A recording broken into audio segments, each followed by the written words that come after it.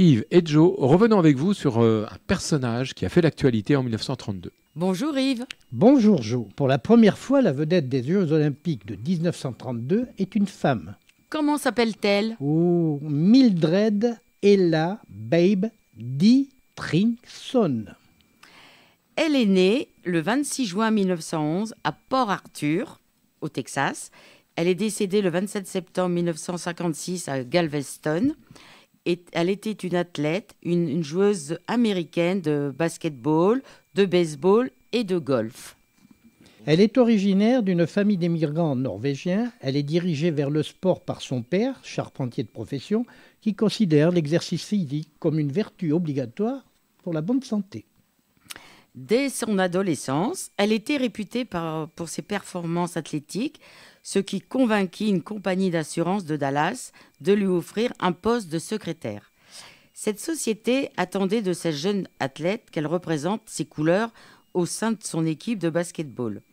Durant cette carrière de basketteuse, elle réalisa l'exploit de marquer plus de 100 points lors d'une rencontre avec les Golden Cyclones. Elle pratiqua également d'autres disciplines telles que le tennis, la gymnastique, le ski, le baseball et même la boxe et le football américain. Elle décide de représenter les couleurs de sa société aux championnats d'athlétisme par équipe. Ces championnats servent de sélection pour les Jeux olympiques de 1932 de Los Angeles. Constituant l'équipe à elle seule, elle participe à 8 épreuves, en remporte 6, dont 3 en établissant le record du monde. Ces 3 records sont établis dans les disciplines du 80 mètres haies, du javelot et du saut en hauteur.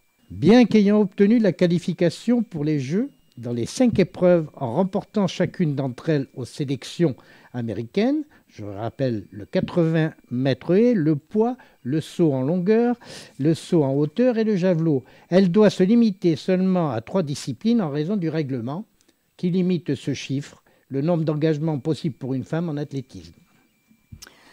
Lors des Jeux, sa dernière épreuve est le saut en hauteur. Elle et sa compatriote Jean Chile établissent un nouveau record du monde en franchissant 1,65 m. À 1,68 m, elles échouent toutes les deux. Pour les départager, les juges montent la barre à 1,67 m. Elles franchissent la barre toutes les deux à leur premier essai. Mais là, un juge décréta que le saut était non conforme. Parce qu'à l'époque, il était stipulé que les pieds devaient franchir la barre avant la tête. Ce règlement sera modifié en 1939. Des images prouvèrent par la suite que son saut était conforme. Elle devra ainsi se contenter de la médaille d'argent. Les applaudissements, les articles de journaux ne rapportent pas d'argent à une époque où on gagne sa vie avec difficulté quand on est une ou un athlète. En cette même année de 1932, elle accepte de figurer dans une publicité de la firme Chrysler.